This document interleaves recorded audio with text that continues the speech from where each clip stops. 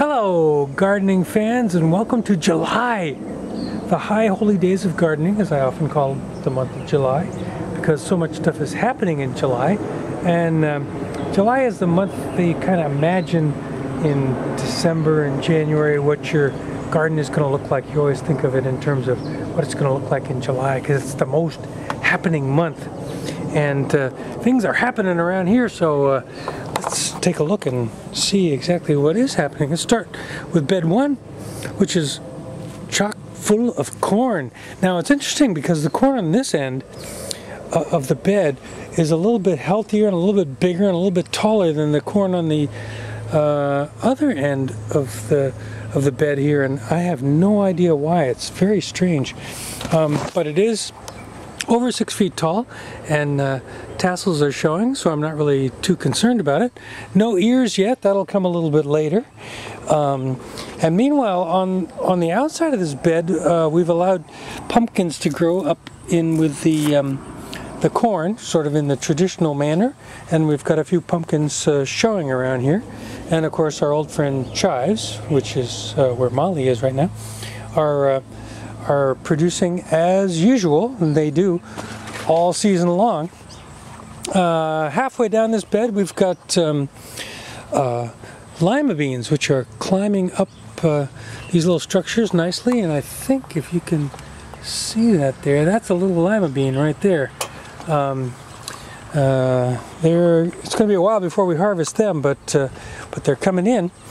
And these are also pole beans, but these are the yard-long variety, and that's a bloom right there. I don't see any yard-long beans in yet, but you can see how nicely it's climbing up our little structure here. And these are sweet potatoes, which haven't quite taken off yet. They should cover this bed eventually, but they're looking okay, and all that chicken wire you see is as a rodent deterrent. Hopefully that's going to keep the mousies from coming in and getting the sweet potatoes, because they seem to like them. Molly, what you looking at there?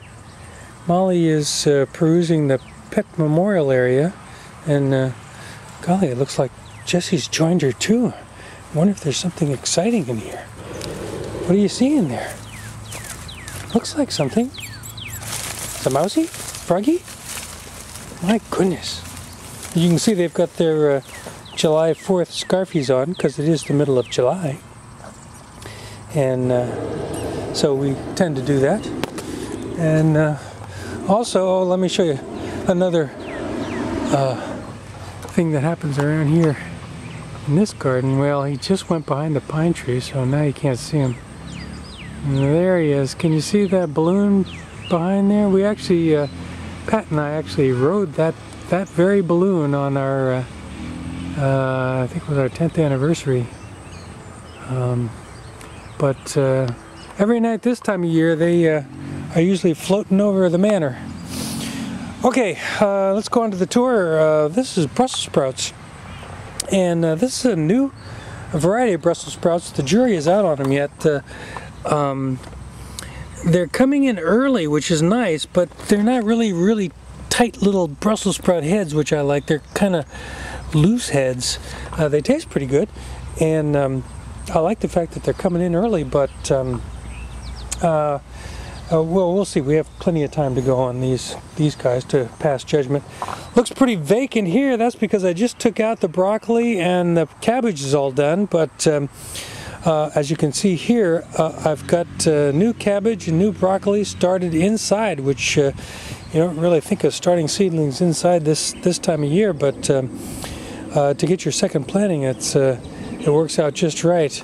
Also looks pretty vacant right here. This is where the peas used to be. We got a nice pea harvest, and we're just going to leave this open until the dog days of summer pass, and then we'll do a second planting of peas right in this spot. Leeks look pretty good. This is a nice looking leek right there, don't you think? And that one is too. We're going to probably pull some of these fairly soon, along with some of our new potatoes, and make some potato leek soup. I don't want to wait too long before I do that, because these guys look like they're just about ready already. So this is our second planting of beets. They're coming in quite nicely. These are the touch-tone gold guys. That's a nice one right there. And I'm really sold on these guys. They're so nice beet flavor, but like I've said before, you don't get that red staining as you do with the traditional beets. Here's our third planting of beets, just starting to come in, and right next to them you can just make out our second planting of carrots. Meanwhile, our first planting of carrots is just doing fine. Let's see, can you pull one here? Yeah, see, nice. Nelson is the variety, and that's a very nice carrot. No splits, no problems. And here's our third and second plantings of lettuce, just recently thinned. Lettuce in midsummer is kind of risky because they might just bolt before I even get a chance to harvest them, but I think these guys look okay. So heading for bed number 3. Meanwhile, we've got some nice little flowers going along around here in the underneath the umbrella. Onions are all done, but they're still on the ground. I will pull them probably tomorrow and start drying them. Usually the tops are still green when they fall over. I'm not sure why they all burned out like this, but as you can see, these are fine onions, and they will hold well in the refrigerator, as I've discovered. And that's a nice crop. I'm looking forward to pulling out of the ground very shortly. Meanwhile, potatoes, they don't look like they did last month, that's for sure. They're falling over and starting to get brown and yellow and brown, but that's because that means they are getting ready to be pulled. In fact, let's just see if I can.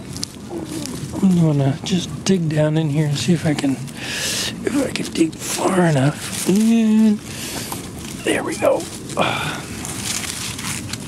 Oh, look at that. That is one fine red Norland potato. And there's plenty more where those came from. And the good news is that one that I grabbed has no mouse damage whatsoever. So that's a good sign. These are the first ones that'll be ready. I'll probably dig them in another week or so. As long as they're still showing green, they might still be maturing. So I'll wait till they totally die back. And then over here we got Yukon Gold and Kennebec, and they're a few weeks away from harvest. Meanwhile, look at these sweet potatoes. These are the sweet potatoes that I started from potatoes that I bought at the grocery store. And I just, cut the sweet potatoes in half and put them in water and grew the little sprouts, and then brought the sprouts out here and planted them. And they are just doing better than the ones that I got mail order, so I'm kind of excited about that. And continuing on here in bed 1, 2, 3, 4, that's okra. Okra's doing fine. This is a different variety than I've grown before. The plants seem to be a little bit shorter, but other than that, they seem just like okra we've grown in the past, and we're kind of a fan of okra around here, even though we're northern gardeners. And they're coming in nicely. Meanwhile, right next to there we have Hansel, as of Hansel and Gretel, eggplants. Nice little slender eggplants coming in prolifically. Is that a word? As you can see. And looking pretty good, and they taste good too. Next to that we have, lots of peppers. These are, what are these? These are brucellus peppers, and they're a sweet pepper, and long and slender, and coming in quite nicely, as we tend to say around here. Next to them we've got Carmen, which has become a favorite of ours. Not quite as slender, also coming in very nicely. And we have Jessie. Jessie is also coming in nicely into the pepper area.